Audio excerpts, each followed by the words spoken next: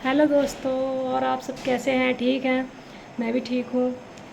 आज मुझे थोड़ा लेट हो गया खाना पीना वाला। वैसे तो लेट ही बनाती हूँ, और आज मैंने खाना भी लेट बनाया। तो अभी अभी बच्चे को बस खाना दे के चुकी हूँ। बड़ी वाली बेटी है जो अभी डॉक्टर के यहाँ से आई है, बैठी हुई है, देखो खाना खा रही है अभी बैठ के। अभी बस उसके बाद दाल रोटी खा रही है।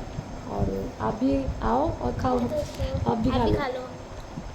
और बस अभी अभी आके बैठी हुई है। आज थोड़ा गेस्ट वगैरह आ गए थे तो मुझे खाना बनाने में थोड़ा देर हो गई, तो इसी वजह से आज अभी बना के बस अभी अभी हटी हूँ। गर्मी भी बहुत पड़ रही है, आपको पता है मौसम भी ख़राब हो जाता है, अचानक से ख़राब हो जाता है। कभी धूप निकल आती है, कभी बारिश हो जाती है, तो इस वजह से प्रॉब्लम भी हो रही है बहुत ज़्यादा। बच्चों को भी सर्दी जुकाम वगैरह ये चीज़ें चल रही हैं, सो प्लीज़ बच्चों को भी सेफ्टी से रखें।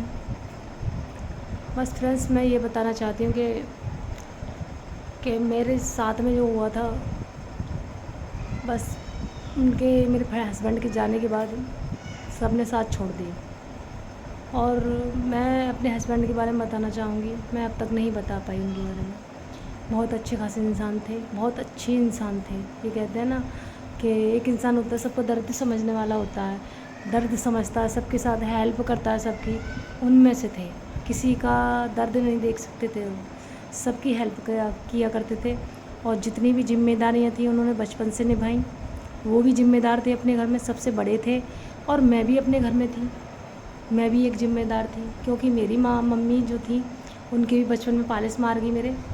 जब मैं 9-10 साल की थी, जब उनकी पालिश मार गई आधे शरीर पे, तो उनकी ज़बान भी टेढ़ी हुई। तो मेरी पढ़ाई भी जब ही छूट गई थी, तो मैंने भी अपने बहन भाइयों के चक्कर में पढ़ना लिखना छोड़ दिया था, क्योंकि उनकी ज़िम्मेदारियाँ मेरे ऊपर थी। मम्मी को भी देखना, अपने भाई बहनों को भी देखना, और घर का सारा काम करना। फिर भी जो मेरे स्कूल के प्रिंसिपल थे वो कहते थे कि बेटा तू काम करके भी आ सकती है पढ़ने के लिए।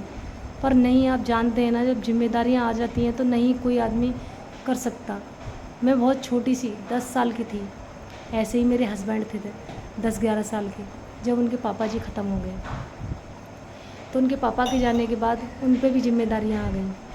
उन्होंने बहुत बुरा वक्त काटा था, बिगर बाप के वो भी पले थे। वो कैसे पले थे वो नहीं पता है, कितने दर्द में रहे वो। उनके पापा ने भी 4 बच्चे छोड़े थे, और उनकी मम्मी भी सिंगल मदर थी, उन्होंने भी बहुत मुसीबतों से पाला था उन्होंने। बाकी मैं यही कहना चाहूँगी, आज वही कंडीशन मेरे साथ है जो उनके साथ हुआ, पर उनके साथ पूरा परिवार था और मेरे साथ कोई नहीं है। वो अभी भी पूरी फैमिली में रह रही हैं और मैं अलग रह रही हूँ। मुझे बच्चों की वजह से बाहर निकलना पड़ा था, मुझे, मेरे हस्बैंड को, क्योंकि गांव में ना तो कोई काम है, ना तो रोज़गार है कुछ, बस खेती बाड़ी है। और क्या, पढ़ाई लिखाई तो वहाँ है ही नहीं है, क्योंकि हम दोनों ही बचपन से नहीं पढ़े थे। वो भी कम पढ़े थे, मैं भी कम पढ़ी थी। मैं भी 8th तक पढ़ी हुई हूँ, वो भी 8th तक पढ़े हुए थे। क्योंकि उन पे भी जिम्मेदारियाँ थी तो उन्होंने भी पढ़ाई छोड़ दी। उनकी 2 छोटी छोटी 2 बहनें थीं, एक भाई था, तो वो भी अपनी मम्मी के साथ खेतों में काम करते थे और उनके बहन भाई भी करते थे। जैसे तैसे करके उनको गुजारा किया, उन्होंने अपना आगे बढ़े। और फिर 12 साल के जब हो गए पूरे, तो उनके चाचा जी वो गाज़ियाबाद में लेके आ गए। गाज़ियाबाद में लेके आए तो वो थोड़ा बीमार भी रहते थे छोटे पे। जब उन्हें निमोनिया रहता था तो 12 साल तक उनका निमोनिया भी रहा। 12 साल के बाद में जब गाज़ियाबाद में आ गए तो वो ठीक हो गए थे, उनका इलाज वगैरह चला तो वो ठीक हो गए। उसके बाद में फ्रेंड्स, उसके बाद में उन्होंने पढ़ाई नहीं की। उनके चाचा जी ने अपने पास रखा, यहाँ तक कि उनसे मतलब उनसे बोला भी कि काम वाम उनको सिखाया था, जो मोटर बाइक का काम था वो अच्छे से सीखे। तो मेरे जो हस्बैंड थे उन्होंने बहुत छोटी सी उम्र में काम सीखना स्टार्ट किया था, और जब वो सीखने जाते थे तो उन्हें कुछ नहीं मिलता था, केवल 10 रुपये मिलते थे। 10 रुपये में वो काम सीखते थे, तो वो भी 10 रुपये वो खाते नहीं थे, वो अपने फैमिली के लिए जोड़ के रखते थे कि मुझे गांव जाऊंगा तो अपनी बहनों के लिए ये लूँगा, अपने भाई के लिए ये लूँगा। उनका ये था, बचपन से ही उन्होंने अपने भाई बहनों का ख्याल रखा। ऐसे ही मैंने अपने भाई बहनों का ख्याल रखा, और हम लोग हमेशा जिम्मेदारियों से घिरे रहे अब तक, क्योंकि हम बड़े थे। जब मैं शादी करके आई तो मैं इस घर में सबसे बड़ी थी अपनी ससुराल में, तो मेरे को भी आते ही जिम्मेदारियाँ दे दी मेरी सास ने कि जो कुछ भी देखना तुझे ही करना है और तेरे घर वाले को करना है, तुम दोनों को ही देखना है सब कुछ, रिश्तेदारों का भी, सबका आना जाना भी, सब कुछ तुम्हें ही देखना है। तो फ्रेंड्स हम 10 साल से बस जिम्मेदारियों को ही निभा रहे थे, सारा कुछ किया हमने। और जो उन्होंने 10-12 साल से स्ट्रगल किया, जिस छोटी सी उम्र से उन्होंने काम किया और अपने आप को काबिल बनाया, उन्होंने अपना गाज़ियाबाद में नाम किया। और उनकी खुद की दुकान नहीं थी, एक जो इससे बोलते हैं ना छोटी सी दुकान लेके बैठे हुए थे वो गाज़ियाबाद में, जो कहते हैं लोहे का, जिसको हम खोखा बोलते हैं, तो लोहे का उन्होंने खोखा अपनी जगह बनाई और उनका नाम है पूरे गाज़ियाबाद में। उन्हें जानते थे कि बंटी मिस्त्री के नाम पे सब जानते थे, अच्छे खासे मिस्त्री थे पूरी लाइन में। जिनकी पक्की दुकानें उन पे भी इतना काम नहीं आता था जितना उन पे आता था, और वो करते भी थे, रात दिन एक करते थे अपने काम के लिए, अपने आगे बढ़ाने के लिए। क्योंकि गाज़ियाबाद में रह के ही उन्होंने अपनी बहनों की शादियाँ की, अपने भाई का फ्यूचर बनाना चाहा तो वो पढ़ाई नहीं, उन्होंने से पढ़ाई छोड़ी थी, फिर उसकी शादी की।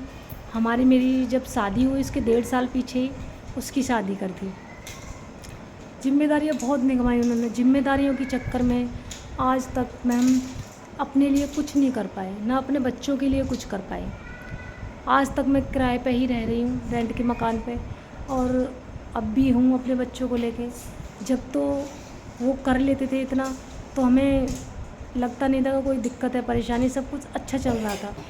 पर अब मुझे रेंट का भी देना बहुत भारी पड़ता है, बच्चों की पढ़ाई लिखाई है, उनका खाना पीना है, हर चीज़ को लेके एक रोज़ एक नई सोचती हूँ और रोती हूँ कैसे करूँगी, कैसे कामयाब। क्योंकि हस्बैंड के जाने के बाद बेटी भी बिस्तर में पड़ गई, उसे भी 7 महीने हो गए, उसका भी दवाइयों का खर्चा बहुत है, 45 से 50 हज़ार उसका महीने का खर्चा है, उसका खाना पीना। चाहे हम लोग खुद नहीं अच्छा खा पीते, पर अपनी बेटी को अच्छा ट्रीटमेंट और अच्छा खाना देने की पूरी कोशिश करते हैं। सो फ्रेंड्स, मैं यही चाहूँगी कि जो हमने बचपन से अपनी ज़िंदगी में बचपन से ही बहुत हर चीज़ संभाली, मेरे हस्बैंड ने और मैंने भी परिवार के बारे में सोचा और अब तक परिवार के बारे में सोचते आए। तो फ्रेंड्स, मैं आपसे यही कहना चाहूँगी कि देखो, सब देखना चाहिए, सबकी तरफ, परिवार की तरफ भी देखना चाहिए, माँ बाप की तरफ भी देखना चाहिए और बच्चों की तरफ। तो फ्रेंड्स, मैं यही चाहूँगी, आज के लिए इतना ही चाहूँगी। कल के लिए मैं नए ब्लॉग के साथ आपके सामने फिर आऊँगी और एक नई चीज़ बताना चाहूँगी। तो आज के लिए इतना ही, बाय फ्रेंड्स, कल फिर मिलते हैं।